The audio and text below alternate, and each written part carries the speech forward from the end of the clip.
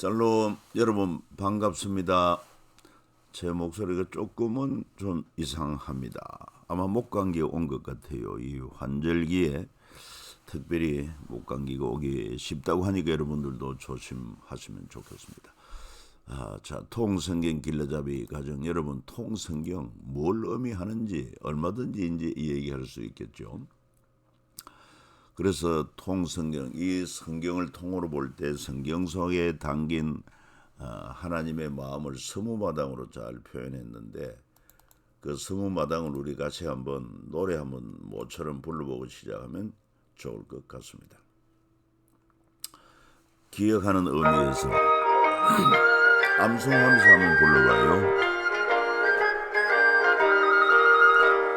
하나님의 마음 열반을 하는 금 만나 제대 신앙의 생 천년 무한 마음 고지에 사랑의 주 사명의 지 절망 앞에서 희망 지혜의 희망의 길에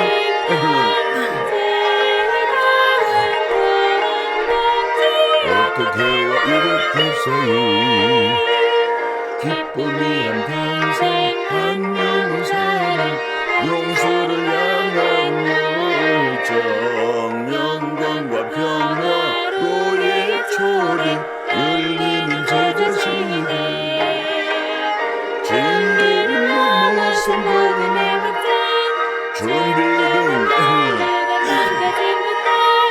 선한 싸움을 위한 변질 미리 받은 성령. 수고했습니다. 자, 그래서 우리는 지금 사복음서 통성경을 볼 때 7트랙이라 하지 않았습니까? 5번째 트랙 사복음서, 그 가운데 14번째 마당 용서를 향한 열정. 이 14번째 마당에서는 사식과 마지막 일주일 내용이 되겠습니다. 사복음서에 나오는 우리 주님의 마지막 일주일 사역을 정리한 것 한마디로 표현하면은 용서를 향한 열정이다, 이렇게 표현할 수 있어요. 자, 그러면은 마지막 일주일에 보면 1차 산헤드린 공회 재판과 빌라도 재판이 나옵니다. 물론 사복음서 중심이죠. 여기서는 제자들의 오해, 예루살렘 입성과 성전 청결, 종말에 대한 교훈, 마지막 6월절, 이것은 곧 첫 번째 성찬식으로 새 언약을 체결하고 1차 산헤드린 공회 재판, 빌라도 총독 재판, 이렇게 되겠습니다. 시간 공간 주요 인물 가운데 공간은 예루살렘의 예수님 12제자, 산헤드린 공회원들, 빌라도. 자, 예수님의 일주일을 마지막 한 주간을 이렇게 정리했습니다. 우리 고난 주간에 새벽기도 할 때도 많이 다루었습니다만은 일요일 날은 바로 예루살렘 입성한 종려주일로 지키고 있습니다. 새끼 타고 입성하실 때 무리들이 호산나 다윗의 자손이여 하면서 종려나무 가지를 흔들고 환호를 합니다. 자, 월, 화, 수요일까지는 좀 이렇게 중복 연결되는 부분이 있습니다. 그래서 월요일 성전 청결, 또 성전에서 가르치는 것, 이것이 화요일까지 이어져서 종교 지도들과의 논쟁, 또 이것이 수요일까지 이어지면서 제자들과 종말과 예루살렘의 멸망, 그리고 재림에 대하여 말씀을 하셨고, 목요일날 마지막 만찬, 이때 6월절을 성찬식으로 바꾸는 그런 역사적인 계기가 됩니다. 6월절을 완성하는 것이죠. 그렇게 심하게 기도 붙잡으시고 대제사장 가야바 집으로 끌려갔습니다. 그리고 금요일날 산헤드린 공회에서 고발을 당하시고 빌라도의 재판을 받고 십자가에 못 박혀 죽으시고, 토요일 그리고 하루 장사되었다가 3일 만에, 금요일부터 주일 3일 만에 다시 부활하시게 되는 것을 알 수가 있습니다. 자, 3년 만에, 주님의 공생의 3년 만에 제자들의 오해와 예루살렘 입성을 살펴보겠습니다. 자, 제자들이 예수님에 대해서 또 그리고 오해했던 이유, 그게 바로 뭘 의미하느냐. 우리 주님이 이 땅에 오셨으니 이제 로마로부터 독립하고 해방하고 독립된 나라를 세울 것을 생각하고는 그 예수님으로부터 누가 좌우편에 앉을 것인가, 여기에 대한 관심을 가졌던 것을 알 수 있습니다. 그래서 세베대의 두 아들, 그 어미가 나의 이 두 아들을 주의 나라에서 하나는 주의 우편에 하나는 주의 좌편에 앉게 명하소서. 이랬을 때 10 제자가 듣고 그 두 형제에 대하여 분이 여겼다, 그렇게 말씀하고 있습니다. 이것은 주님에 대한 오해요. 그리고 또한 하나님 나라에 대한 오해라고 할 수 있습니다. 그러나 우리 주님은 이런 낮은 수준의 욕심을 높은 수준의 꿈으로 끝까지 기회를 주시며 기다리셨다 하는 것입니다. 그리고 주님이 예루살렘 입성할 때 군중들은 환호합니다. 솔로몬의 행차 대단하겠죠. 솔로몬 왕이 쳐서 내린 금으로 큰 방패 200개를 만들었다. 금으로 만든 방패. 여기에 나오는 것은 뭐 노래하는 레위 사람 다 세마 보이고, 재단 동쪽에 제당 재금과 비파 수금 잡고 또 나팔 부는 제사장 120명이 한 개 서 있다가, 물론 이거는 이제 하나님 앞에 제사할 때 왕이 또 함께 할 때 이런 모습인 것도 알 수 있고, 이 아가스에 보면은 솔로몬 왕이 가마를 탔는데 레바논의 백향목으로 만든 가마, 거기에다가 바닥은 금으로 장식을 하고 기둥은 은으로 장식하고, 그 다음에 깔개는 자색 깔개를 만들고, 그 가마를 호위하는 병사들이 60명 장병이 칼을 차고 아주 위험찬 모습, 화려한 모습인 반면에 예수님의 예루살렘 입성 때는 나귀와 나귀 새끼를 끌고 와서 자기들의 겉옷을 그 위에 얹으며 예수께서 그 위에 타시니 물이 대다수 그들의 겉옷을 길에 펴고, 다른 이들은 나뭇가지를 베어 길에 펴고, 앞에서 가고 뒤에서 따르는 무리가 소리 높이 이르되 호산나 다윗의 자손이여 찬송하리로다, 주의 이름으로 오시는 이여 가장 높은 곳에서 호산나 하더라. 이렇게 비교가 되는 것을 알 수 있습니다. 세상 군왕의 그런 행차와 예수님의 행차는 이렇게 다르다. 이 세상 군왕은 잠시 왕이지만은 예수님은 만왕의 왕, 영원한 왕이십니다. 그래서 우리는 주님의 겸손함을 기억하면서 우리도 좀 겸손하게 좀 낮추는 이런 겸손의 자세가 중요하겠다. 삶의 수준도 우리는 화려하기보다도 또 많은 것보다는 좀 검소한 삶이 바람직하다, 그렇게 볼 수 있습니다. 하늘에 영원한 영광이 중요하지 땅에 잠시 있다 없어질 것 너무 연연하지 말아야 되지 않겠습니까? 그리고 종교 지도자들과 갈등하는, 부딪히는 그런 모습을 볼 수 있습니다.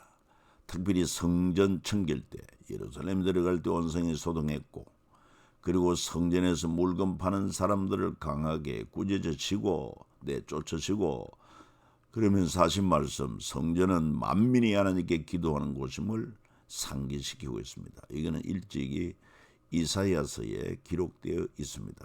이사야 56장 7절 내 집은 만민이 기도하는 집이라 했는데 너희는 강도의 소굴을 만드는도다.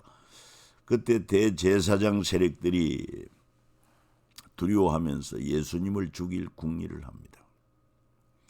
자기들의 기득권이 흔들리니까 그 성전 제사로 온 사람들이 예물을 이제 끌고 올 수 없으니까 돈을 가지고 와서 거기서 매매를 하고 짐승을 구하고, 그리고 이제 제물로 바치고, 그리고는 또한 거기 장사하는 사람들의 자릿세 수입이 아주 만만치 않았던 것을 알 수 있습니다. 그런 기득권이 이제 예수님 때문에 흔들리게 되니까 부딪힐 수밖에 없죠. 우리 주님은 항상 기록된 바 말씀하면서 성전은 일찍이 열왕기상 8장에 보면은 솔로몬 성전을 낙성식 할 때 솔로몬의 기도가 있지 않습니까? 먼 지방에서 온 이방인이라도 이 성전을 향하여 기도하거든 주는 계신곳 하늘에서 들으시고 이방인이 주께 부르짖는 대로 이루어 주사. 그러면 또 이사야 56장 7절 우리 읽은 것처럼 내 집은 만민이 기도하는 집이라. 만민이 기도하는 집이다.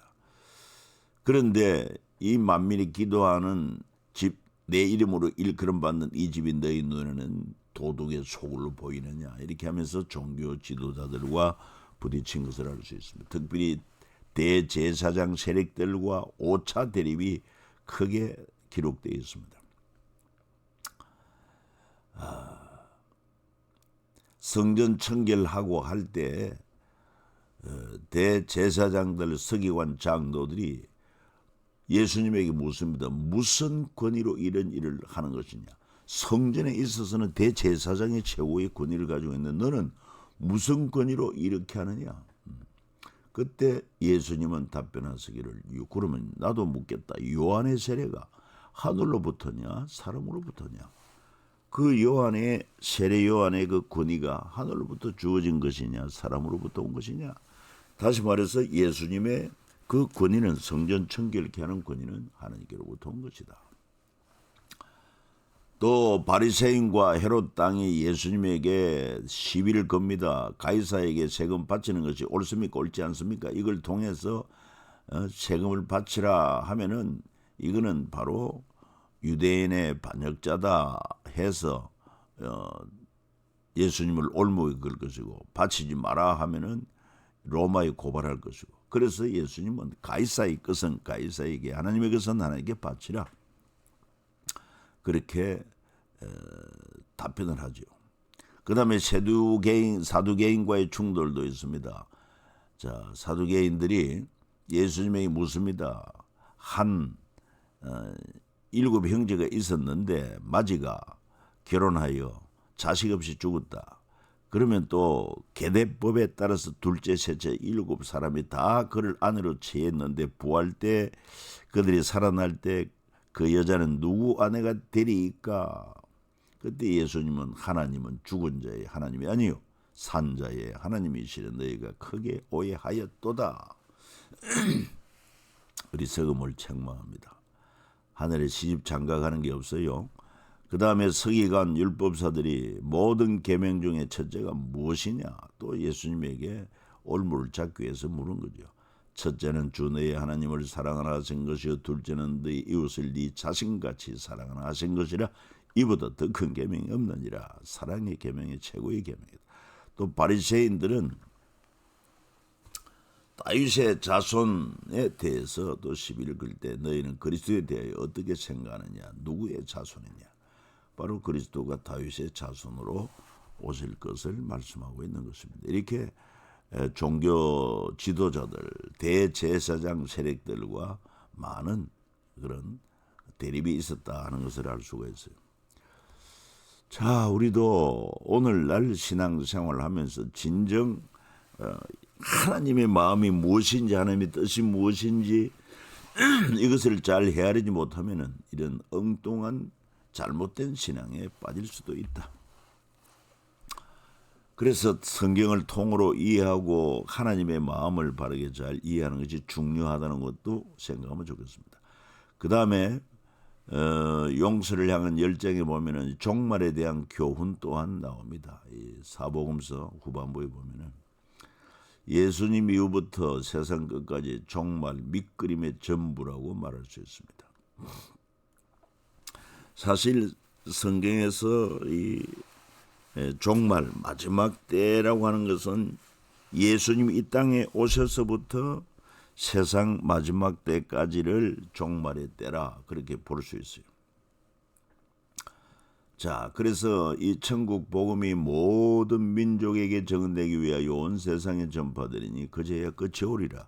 그때의 인자의 징조가 하늘에서 보이겠고 그때 땅의 모든 족속들이 통곡하며 그들이 인자가 구름 타고 능력 큰 영광으로 오는 것을 보리라 말씀하고 있습니다. 가장 정확한 근거는 이 천국 복음이 모든 민족에게 증거되기 위하여 온 세상에 전파된다. 여러분 그렇지 않습니까? 예수님 십자가에 못 박혀 죽으신 이후에 그리고는 부활하시고 주님이 성천하시면서 말씀했습니다. 오직 성령이 너에게 임하시면 너희가 권능을 받고 예루살렘, 온 유대, 사마리아 땅 끝까지 이르는 증인이 되리라. 그리고 이 복음을 천하 만민에게 전파하라. 그렇게 말씀을 하셨습니다.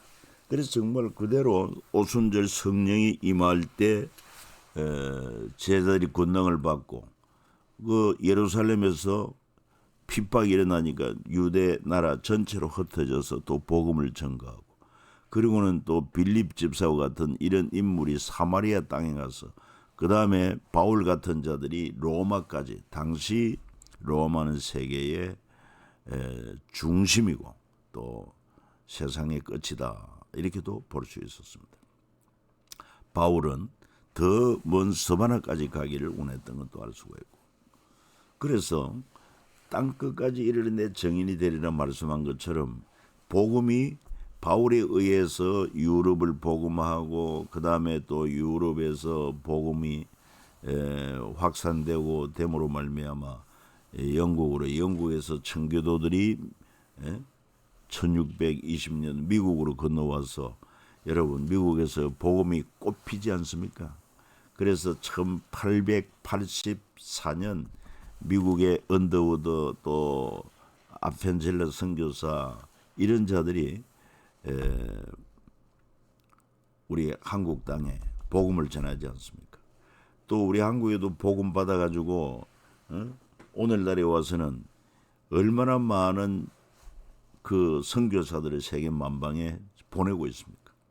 이렇게 해서 정말 주님 말씀처럼 이 천국 복음이 모든 민족에게 증언되기 위하여 온 세상에 전파되리니 끝이 다 됐어요. 지금 예루살렘에서 시작된 복음이 다시 예루살렘으로 들어가고 있습니다. 주님 오실 때가 임박하고 그리고 또한 자연적 재난들도 보십시오. 마지막 징조 일어나는 거 첫째 기근과 지진, 전쟁, 그 다음에 기후의 변화들. 여러분 오늘날 기후의 변화가 얼마나 심각한지 모릅니다. 지구의 온도가 약 1.5도를 넘었다 이렇게 이야기를 합니다. 100년 전에 비해서. 우리는 생각할 때 1.5도 별거 아닌 것처럼 생각할지 모르는 지구 전체가 평균 1.5도 높다는 것은 어마어마한 일이 아닐 수가 없습니다.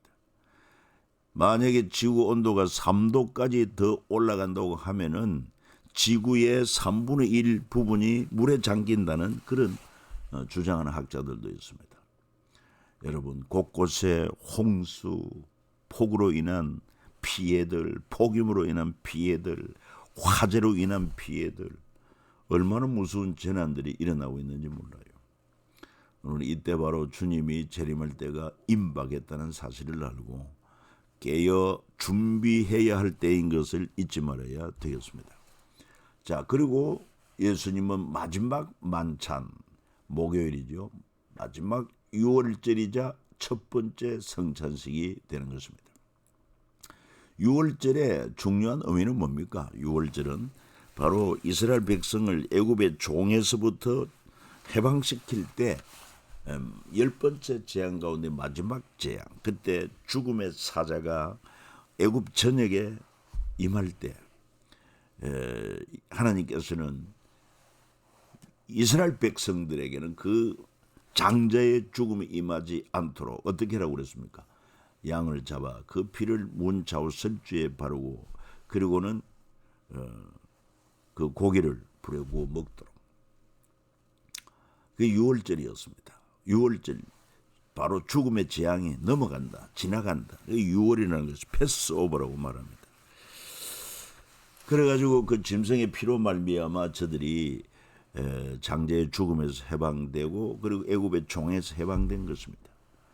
여러분 이것을 앞으로 이제 정례화 해가지고 율법을 통해서 하나님 앞에 제사를 드리게 되고 죄 문제를 해결하는 데 있어서 이런 제사를 드리고 또 하나님과의 관계를 회복하는 데 제사를 드리고 했던 것을 알 수가 있고 마침내 우리 예수님이 우리의 죄와 사망으로부터 완전히 해방할 수 있는 유일한 길은 바로 짐승의 죽음과 피 흘림이 아니라 완전한 사람, 완전한 생명, 흠도 점도 없는 하나님의 아들 예수님이 십자가에 못 박혀 살을 찢고 피 흘려 죽으실 때 하나님이 예비한 어린 양으로 오셔서 그렇게 십자가의 희생을 치룰 때 그 피로 말미암아 우리 죄가 단번에 영원히 속죄를 받고 그리고는 하나님의 자녀되는 그런 놀라운 은총을 입어 새롭게 회복된 낙원에서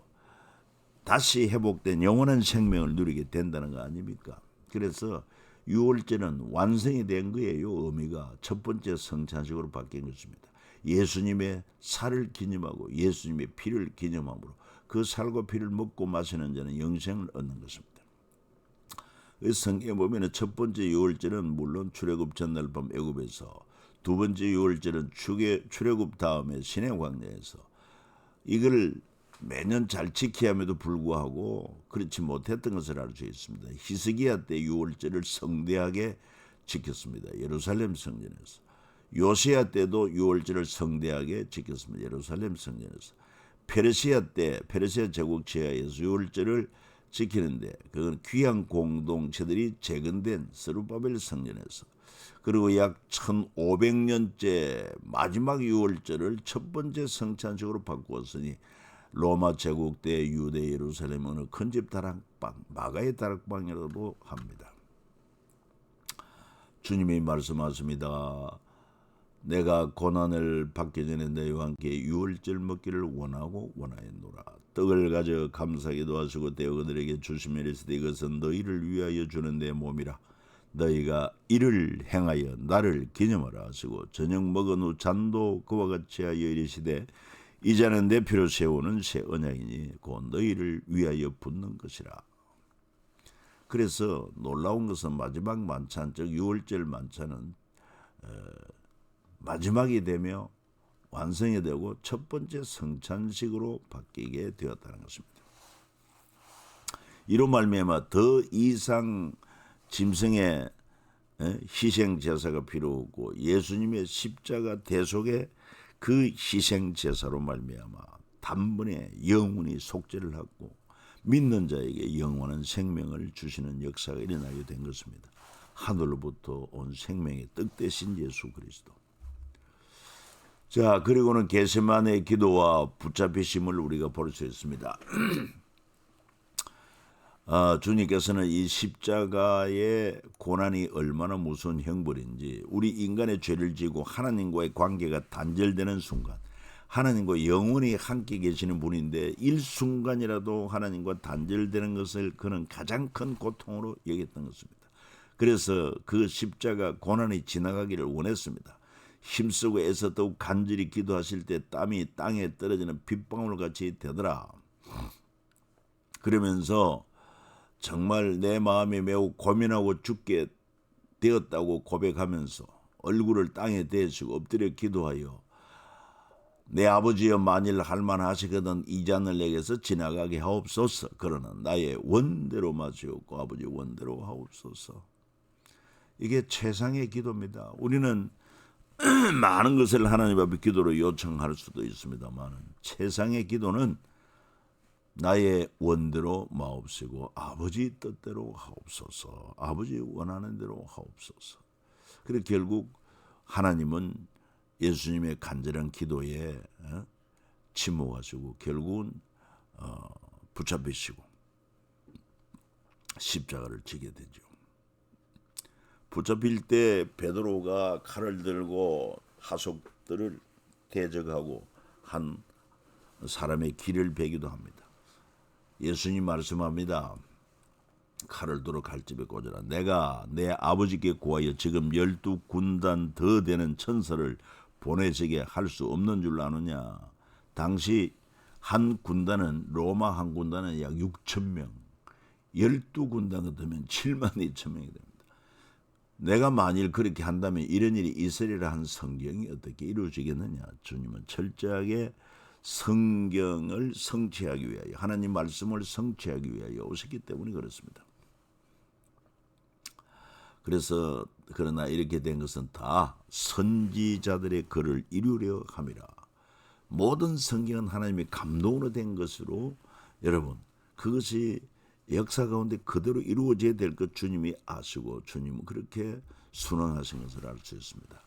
그 다음에 첫 번째 사내들인 공회가 열리게 되는 것을 알 수 있습니다. 1차 예수는 신성모독죄 결정 후 빌라도 재판에 넘겨지는 것입니다. 신성모독죄로 결론 낸 후에 로마 반란을 제목으로 로마 형사재판으로 넘겨 십자가 처형에 이르게 합니다. 새벽에 대제사장들이 즉시 장로들과 서기관들과 공회와 더불어 의논하고 예수를 결박하여 끌고 가서 빌라도에게 넘겨주니라. 그리고 2차 제자들에게 경고한 것, 3차 제자들을 처벌하고 4차 스데반 처형당하고 5차 바울도 신문당하는 이런 사내들인 공회가 있었던 것을 여러분 기억하면 될 것입니다. 자, 그러면 대제사장 세력들은 왜 십자가형을 원했는가? 한번 읽어봅니다. 유대에서 신성모독자에 가해지는 처벌은 돌로 쳐 죽이는 것이었다. 안식일에 나무하다가 잡힌 자의 처형, 아간의 처형, 스데반의 처형이 그것이다. 예수님 역시 사내들인 공회에서 하나님의 아들이라 지칭했기 때문에 그들 입장에서는 돌 처형을 해야 한다. 그러나 유대의 대제사장 세력들이 예수님에 대한 민중들의 지지가 두려워 로마의 십자가 처형으로 바꾼 것이다. 그리고 자기들의 손으로 죽이기보다는 빌라도에 의해서, 특히 십자가는 저주받은 자의 표징입니다. 그러니까 이 예수를 저주받은 자로 이렇게 지목하기 위해 십자가형을 주장했던 것을 이해하면 되겠습니다. 자, 빌라도의 재판에 대해서도 우리가 기억해야 되겠습니다. 빌라도 그는 항상 신앙 고백에 등장하는 그런 인물이 되었습니다. 참 저주의 인물이죠. 백성들이 요청합니다. 우리가 이 사람을 보며 우리 백성을 미혹하고 가이사에게 세금 바치는 것을 금하여 자칭 왕 그리스도로 하더이다. 물론 다 거짓 증언이죠. 빌라도는 너희 법대로 하라. 유대인들의 종교법이 있지 않습니까? 유대인들이 이르되 우리는 사람 죽이는 권한이 없나이다. 사람 죽이는 권한이 없나이다 하면서 사실 이것도 사실은 맞기는 맞습니다. 종교적 그런 어떤 종교법에 따른 처벌은 가능했지만은 그러나 사람을 죽이는 이 심판은 함부로 할 수가 없었어요. 빌라도가 예수께 무슨 유대인의 왕이냐? 예수님 말이 옳다. 내가 너를 놓을 권세도 십자가에 못 박을 권세도 있는 줄 알지 못하느냐 했을 때 하나님 우리 예수님을 위에서 주지 아니하셨더라면 나를 해할 권한이 없으리니 그러므로 나를 네게 넘겨준 자의 대는 더 크다. 여러분 공중 나는 새 한 마리가 땅에 떨어지는 것도 하나님의 허락 없이는 안 된다고 했습니다. 모든 것이 하나님의 주권아래 있다는 것을 믿읍시다. 빌라도는 말하면 너희 고발하는 일에 대해 이 사람의 죄를 찾지 못하였다. 보라 그가 행한 일에 죽일 일이 없다. 그러므로 때려서 놓겠노라 했을 때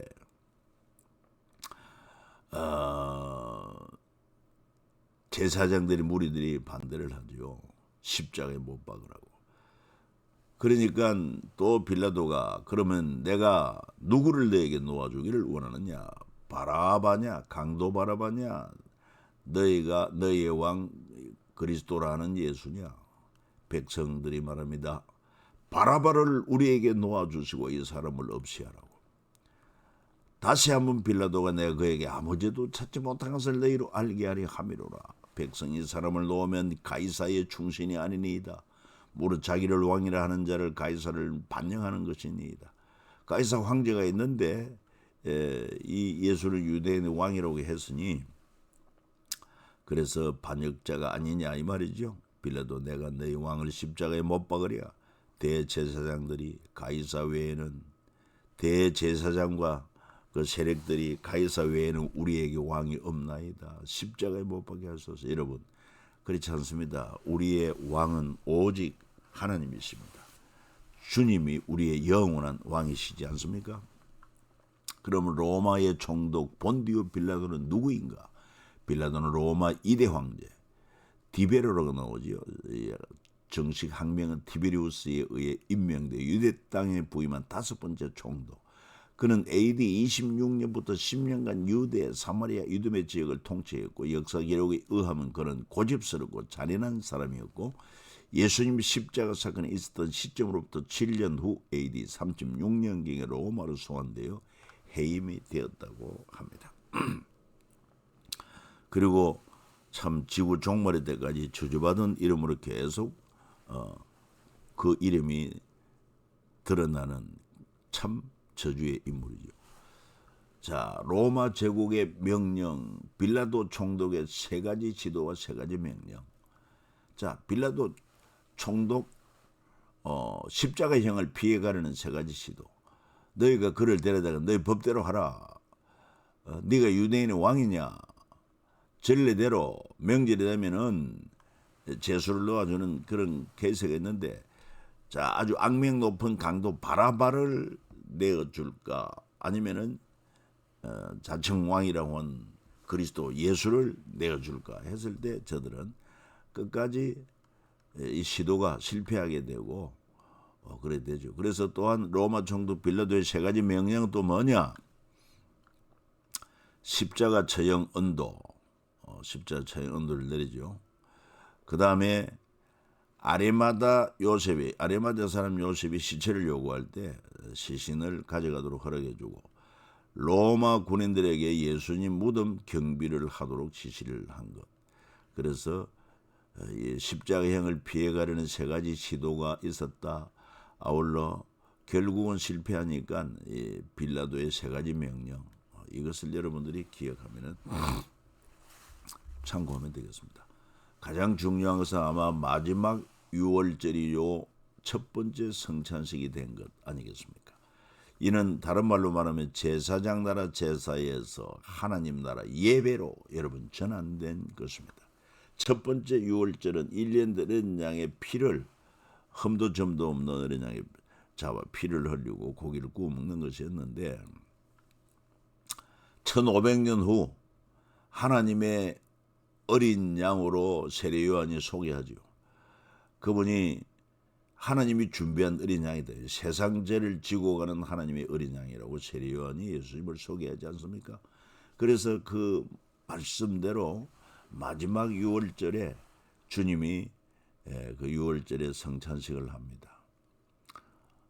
살을 떼어주고 떡을 떼어주고 내 살이다 먹어라. 그 다음에 식후에 잔을 주며 이는 너희를 위해 흘리는 건 나의 피고도 언약의 피다. 이렇게 하시면서 바로 이 첫 번째 성찬식은 곧 제사장 나라 제사, 이 6월절이죠. 제사장 나라 제사에서 이제 성찬식을 통해서 하나님 나라 예배로 바꾼 것입니다. 다 이루었다. 주님이 십자가에서 다 이루었다고 한 것은 바로 뭡니까? 이 구약의 여러 가지 제사, 율법 이걸 다 이루었다. 이제는 오직 예수 이름으로 너희가 하나님 나라 성전이 되고 성령의 도우심으로 하나님 앞에 예배자로 선다. 성령이 너희 안에 계신다.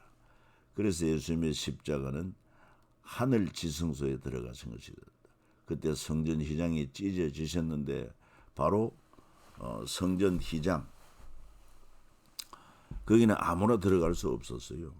제한된 구역입니다. 그런데 예수님이 자기 살을 찢고 피 흘려 죽으심으로 말미암아 죄값을 단번에 해결하고 하나님과 우리 사이에 막힌 장벽을 다 허물고는 누구든지 예수 구주를 믿고 예수 이름으로 하늘나라 들어가는 길이 활짝 열리게 된 것이다. 여러분 오랜 시간 수고했습니다. 제 목소리도 좀 끌끌해서 죄송합니다. 건강 유의하시기 바랍니다.